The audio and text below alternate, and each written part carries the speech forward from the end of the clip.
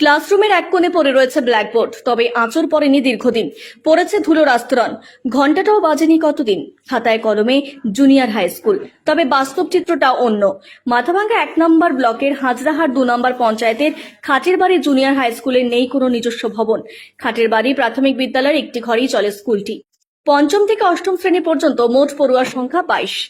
পড়ুয়াদের জন্য রয়েছে মাত্র এক জোড়া বেঞ্চ, তাও আবার ভাঙা। তবে বিদ্যালয়ে আসে গড়ে পড়ুয়া আসে মাত্র 2 জন, আবার কোনোদিন একজনও আসে না। 2 জন অতিথি শিক্ষক। জানা যায় 2018 সালে বিদ্যালয়টি প্রতিষ্ঠা হলেও মেলেনি একজন স্থায়ী শিক্ষক। শুরু থেকে অতিথি শিক্ষক দিয়ে স্কুলটি চলছে। স্কুলের বেহাল পরিস্থিতি হলেও নিয়ম করে প্রতিদিনই বিদ্যালয়ে আসেন 2 শিক্ষক। এসে নিজেদের মধ্যে গল্প গুজব করে মাঝে মধ্যে মোবাইলে এটা ওটা দেখে নেন। কি বা করবেন? যাদের জন্য এত আয়োজন তারাই তো আসে না।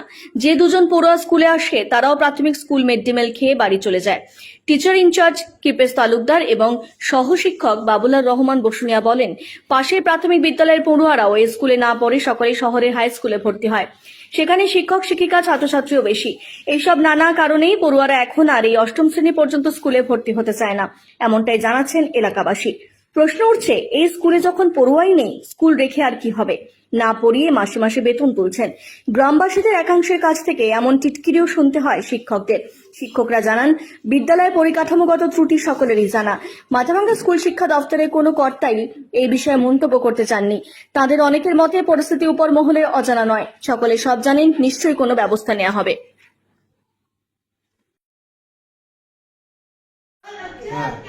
এই স্কুলের অবস্থা, এই স্কুলের ছাত্র সংখ্যা যা আছে এর মধ্যে মাত্র 2 জন রেগুলার, 2 জন 3 জন অবস্থিত।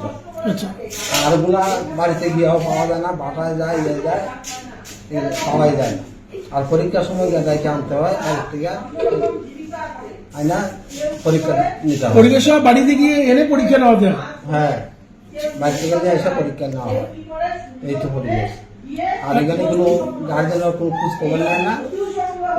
আর যেই ক্লাসরুমটা হচ্ছে, এটা কোন আপনাদের নিজস্ব? না, এটা ওদের যে প্রাইমারি স্কুলের, প্রাইমারি স্কুল। আমাদের কোনো ঘর নাই। আর বাচ্চারা মিড ডে মিল কোথায় খায়? মিড ডে মিল খাই প্রাইমারি স্কুলের সঙ্গে। আর কয়জন শিক্ষক এখানে আপনারা? আমরা শিক্ষক 2 জন। দুজনে কি পার্মানেন্ট? না, আমার কোনো শিক্ষক নাই, গেস্ট টিচার। Guest teacher। তাহলে এবারে যে উপস্থিতি 2-3 জন, আর পরীক্ষার সময় বাড়িতে গিয়ে আপনারা নিয়ে আসেন। হ্যাঁ, তাদের যে ওই সরকারি সুযোগ সুবিধা যদি আসে, সেটাও কি বাড়িতে পৌঁছে দিতে হয়? আসলে তো আর দায়িত্ব নিয়ে দিতে হয়। জায়গায় নিয়ে দিতে হয়। তাহলে এই এতটা উপস্থিতি কম কেন? স্টুডেন্টদের এমনিতেই কম, উপস্থিতির আরো কম কেন?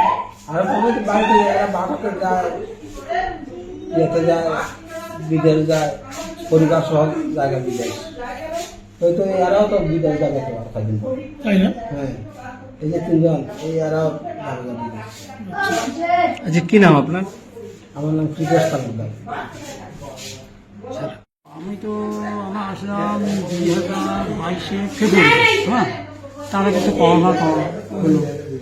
আমার সেরকম আসিয়া অনেক কাগজপত্র আগে টিচারের কাছে বুঝে নিলাম, কাগজপত্র নিয়ে মোটামুটি একটা লাইনে উঠলাম।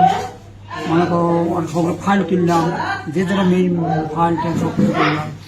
তারপরে ওই যে ব্যাংকের যে অপারেটর, ওগুলো কাটাকাটি করলাম, সেক্রেটারি, সব কিছু কাজ করলো সরকার। মোটামুটি প্রথম ভালোই করছে। তারপরে আস্তে আস্তে মাস্টার টাস্টার নাম, কোনো ছাত্র আবার অন্য স্কুল চলে যায়। হ্যাঁ, গার্জিয়ানরা অত এলার না। হ্যাঁ, এখানে জমি জমা আছে, বাড়ি ঘর আছে, এখানে প্রাইমারি স্কুল একটা স্কুল দিয়েছি, ক্লাস ঘর দিতে। ওইদিকে আমরা কোনো রকম একটা অস্বাস্থ্যকর পরিবেশের মধ্যে আমরা কোনো রকম আমারও তো আমার বয়স 64 বছর। মনে করেন যে আসে করি জল, তারপরে সেটা হোক একটা অস্বাস্থ্যকর পরিবেশের মধ্যে করতে হয়। আছে যখন করতে হয়। আমাদের 2025-এ বোধহয় 25-এর মেতে শেষ হবে আমাদের। তো যাই হোক, আমার টিচার নেই, একটা টিচার দিলে হতো, তবু হতো। তবে এই অবস্থা বলছে যে টিচার নেবে। হ্যাঁ, যাই হোক, স্কুলটা যে জায়গা দিয়েছে গভর্নমেন্ট, ভালো জায়গায় দিয়েছে। যেহেতু কৃষি পড়া, শিক্ষায় দীক্ষায়, কৃষি কালচারে কৃষি পড়া। এখানে একটা একটা জুনিয়র হাই স্কুল আমার বিশাল ব্যাপার। এখান থেকে মাথাভাঙা একটা দূরে, বিবেকানন্দ হাই স্কুল, এদিকে হাজরাহাট অনেক দূরে।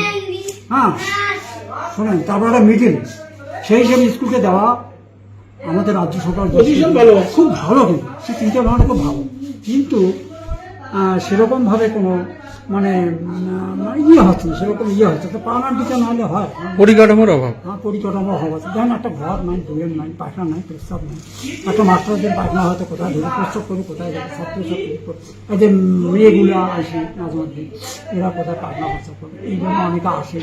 এই যে পরিকাঠামো একটা কারণ আছে কি, আপনার যদি মেয়ে হয়, আপনারও যদি ছেলে হয়, টয়লেট বাথরুম নেই, নিজস্ব কোনো জলের ব্যবস্থাও নেই।